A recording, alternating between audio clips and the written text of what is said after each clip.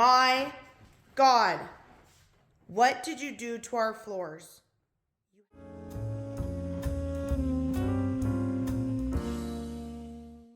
Hey everybody, welcome to our video on replacing 134-year-old Douglas fir flooring in our Victorian home.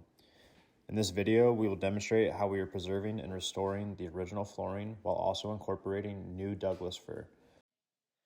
Our goal is to seamlessly blend the new flooring with the existing one, ensuring that you won't be able to tell anything has ever been replaced. We understand that our Victorian home holds significant historical value, and we want to preserve and enhance its original charm. In order to maintain the original flooring's authenticity, we've decided to incorporate new Douglas fir only where it's been removed.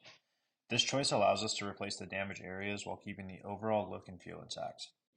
By carefully selecting matching wood planks and strategically lacing them in with the original flooring, we can seamlessly integrate the new planks into the existing floor.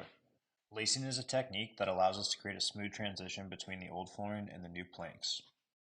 It involves carefully securing the new planks to the existing floor using specialized tools and a meticulous installation process where we stagger the joints of the newly installed boards. By employing this technique, we can minimize the visual impact of the replacement and ensure a seamless appearance. Preserving the historical integrity of our home is of utmost importance to us. By focusing on preserving and restoring the original flooring, we can maintain the character and charm that make our Victorian home so special. By incorporating new Douglas fir flooring in a carefully executed manner by lacing, we can ensure that the finished result is indistinguishable from the original. Stick around until the end because we've got 5 essential points to cover, and trust us, you won't want to miss any of them. Our first point revolves around preserving the historical integrity of the house. We'll discuss the benefits of lacing repairs and how they seamlessly blend with the existing flooring, maintaining the authenticity and charm of the space. Next, we'll talk about the tools and supplies we use for this project. From nail guns to hammers, we'll walk you through everything you need to achieve professional results. Choosing the right replacement flooring is crucial to maintaining the overall aesthetic and function of the space. We'll share tips on selecting the perfect material that complements the existing design while meeting modern standards of durability and style. Then we'll tackle the removal of damaged boards. Then it'll finally be time to install the new boards. Alright, so we're going to show you how we decided to take these floorboards out, cut them out without damaging the ones around them. The way we went about doing it is you want to measure off your length. We ended up finding out the best way to measure these off is in multiples of 2s, 4s, 6. The replacement boards come in lengths of 12, 10, 8, and 6 feet. So cutting them in those lengths makes more sense so you don't have quite as much waste. So we measured this out. I believe this is a 4-foot section, maybe a 5-foot section. Some of them you can't measure out perfectly because of the amount of damage and stuff like that. So on these ends, we used a framing square to make sure the lines are straight. We used a multi-tool to cut these lines in to go all the way down. It's 3/4 of an inch, and you'll feel it pop through. So you cut the ends first, and then we cut 2 lines down the middle and connect the ends.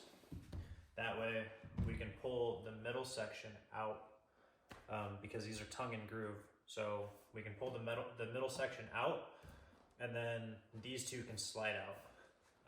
When you're cutting on our side, just because we've done a few of them, so on the first one you're gonna have to figure it out. There are gonna be nails holding these boards down. Most of the time they're gonna be on the tongue side. I know that the tongue side on these is on this side, so you don't wanna go too close to the tongue side when you're cutting with the circular saw. So when we're going in for the cut, it's going to be very hard to keep it straight up and down. There is a chance that we could actually make the cut this way. So when we lay the new piece of wood in, there's a gap right here. So we're going to exaggerate and drop it this way so the overhang is on the top.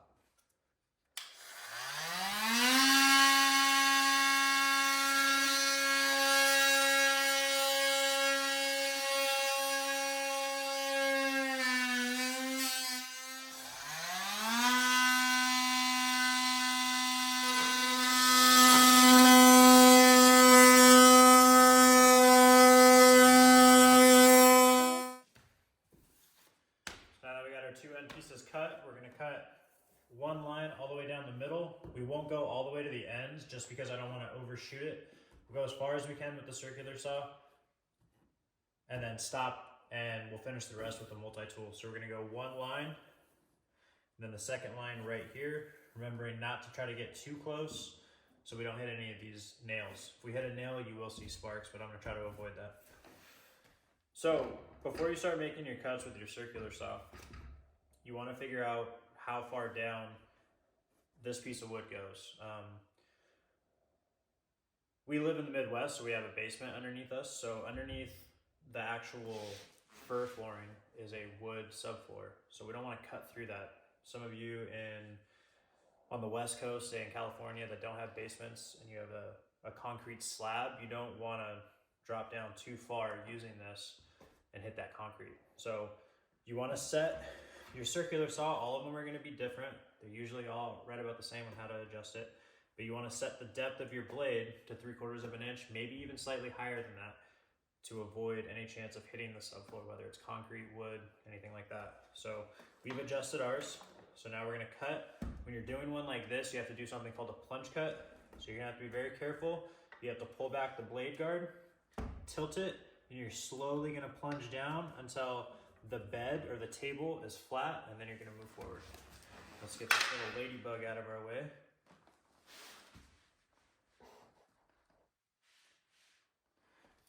There you go, little fella. All right, so I'm going to demonstrate that plunge cut. So we're going to go back as far as we can. Bring the blade guard back. Start the saw, and then we'll plunge.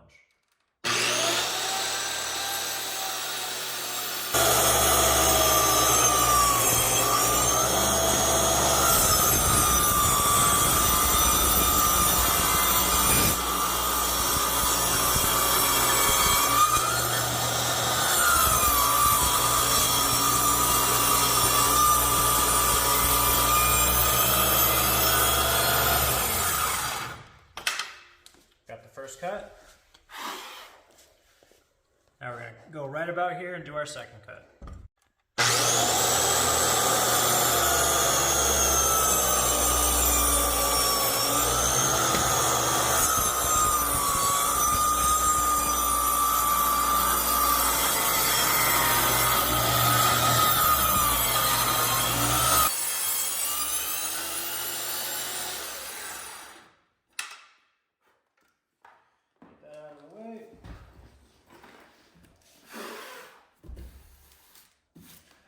All right, we didn't see any sparks, we didn't hit any nails. Now what we're gonna do is finish the cuts on both ends, and this middle piece should come right out.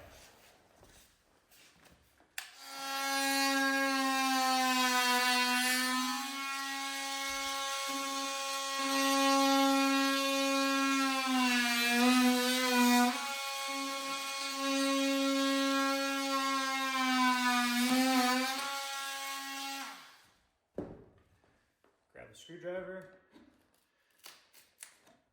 try to start prying up. Now when you're doing this, you want to be careful. You don't want to damage the boards on either side, so just kind of watch, keep eyes on all the different corners. Make sure you're not prying anything up that you don't want to come up.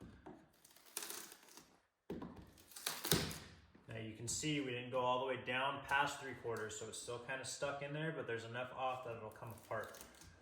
You've cut through enough of the wood that it should just start kind of breaking apart. And you'll hear it crack and creak.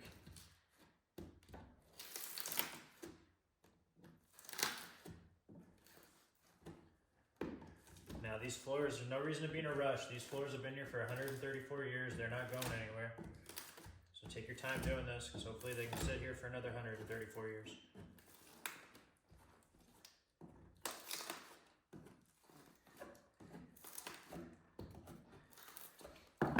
Now sometimes on these end pieces you have to make another cut, because we made that bevel. When this is trying to come up, it doesn't want to let it go without pulling up these ends. So we don't want to mess up the end grain, so we'll make another cut here and another cut here, pull that piece out, and this piece will come right out.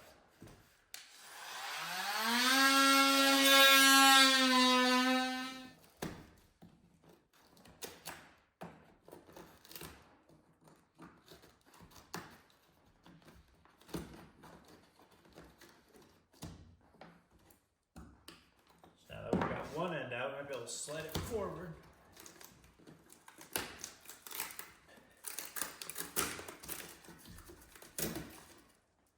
There we go. Got the first piece out. So you can kind of see there was water damage here. It's gone down. You can tell that this part was wet at one point in time.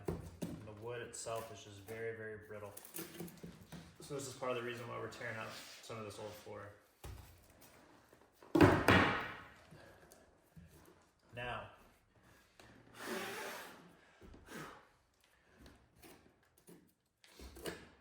on this tongue side, there's going to be nails holding it in, and it's going to be lined up with these lines. We were lucky. These lines have been marked where the floor joists are. I got one here, I got one here. This one isn't clearly marked anymore, but I'm going to assume it's going to be in this area, probably about right here. Now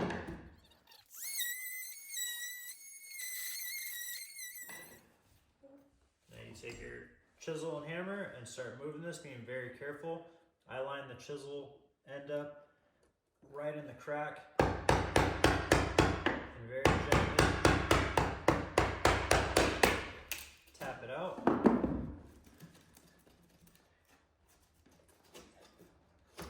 Same thing over here, we cut that bevel, so we're gonna have to cut this end off so we don't mess up this end piece we're trying to save.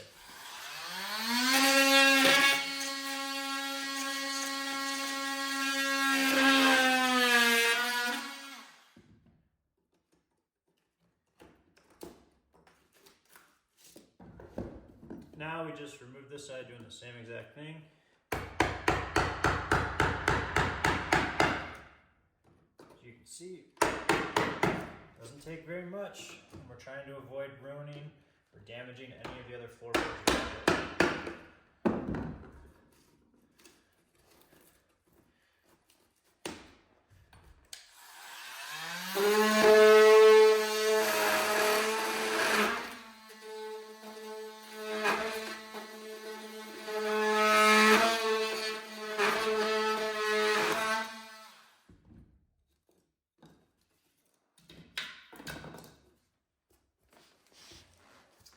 Now it's nice and clear.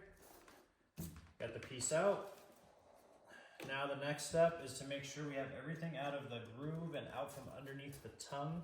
So when we put the next one in, it'll fit in there nice and straight. So as you can see, we have a straggler left inside the groove. So that's a portion of the broken tongue off the old board. So we have to make sure that's out. Anytime you're cutting any of these out, you have to make sure you get everything out. That's the only spot that's still stuck. But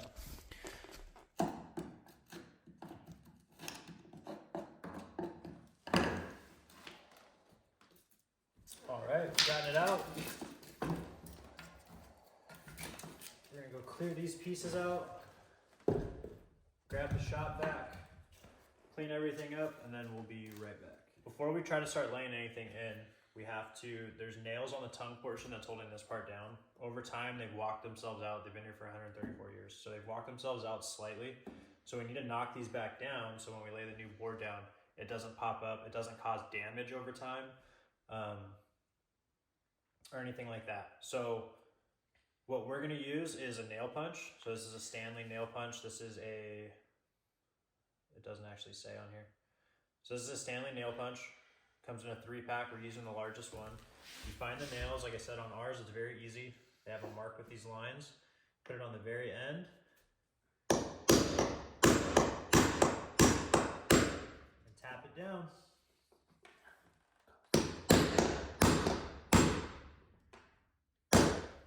So the next part is measuring the size of our new board. So we're 43 inches and 3/4 exactly. So I'm gonna transfer this.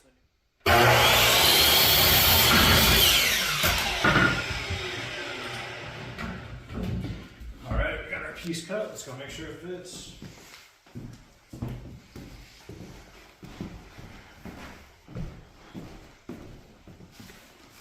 We're gonna come over and see how it fits.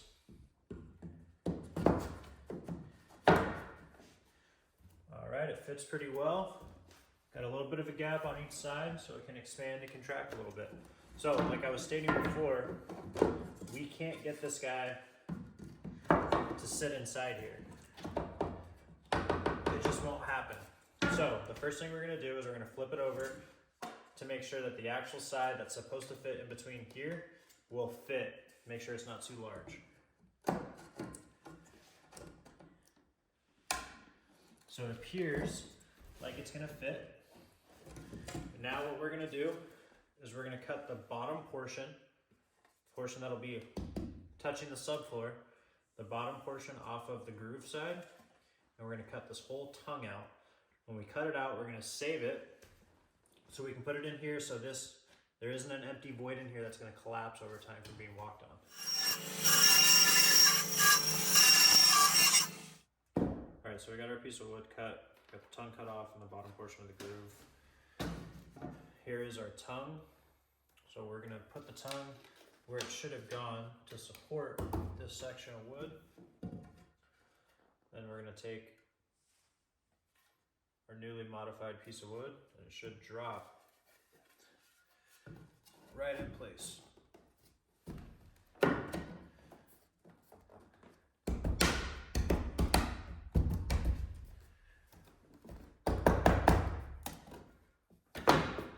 So there's been a gap in between here, and there's so much old polyurethane and stain and dirt that's built up. In between these, it won't let these go in, so we have to scrape some of this off. Hopefully it'll fall into place.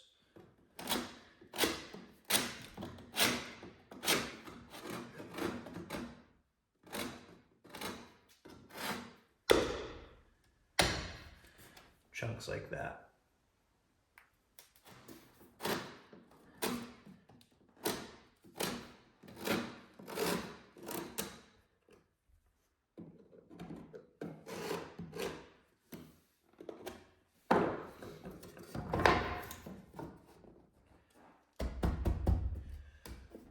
Looks like that did the trick. We'll take our piece of wood.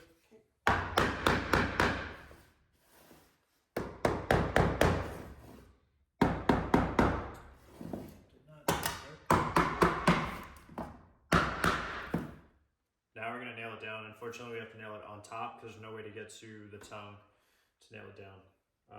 Whatever indentations left, we'll cover it up with some wood putty before we sand and stain and poly. So we just used a cheap $20 Harbor Freight nail gun. We're using 18 gauge brad nails. And we have our air compressor set to 60 PSI. We figured out that that's the PSI that's leaving the least amount of marks and indentations in the surface of the wood. So your nail gun, your compressor, everything might be a little bit different for you. So play with it and figure out what works for you. This is just what worked for us.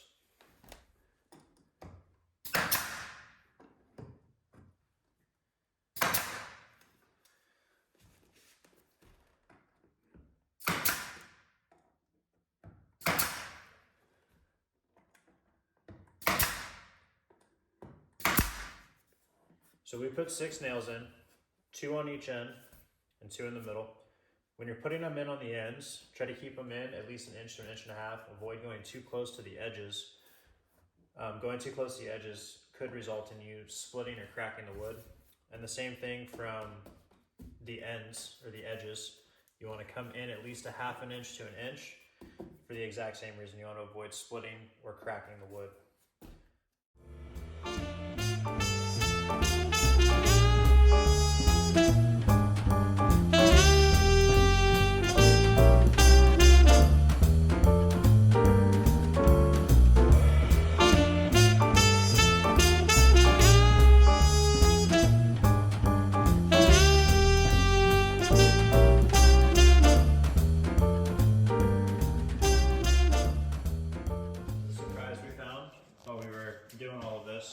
There's a repair here at some point in time.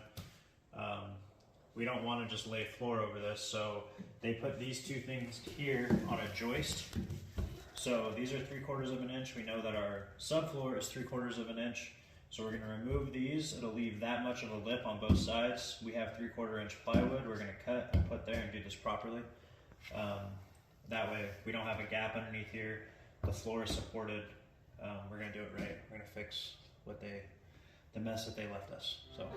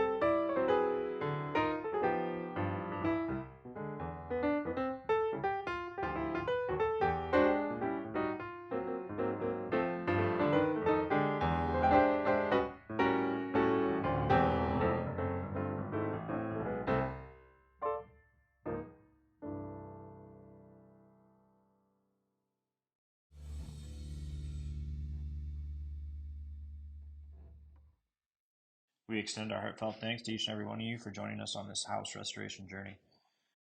So trying to keep you updated on the progress of our flooring project and the other exciting endeavors we have going on, we're going to remind you to hit that subscribe button to our channel. By doing so, you will ensure that you won't miss any of the exciting updates, including part 2 of this flooring project and future projects we have underway. Until we meet again, take care and stay inspired.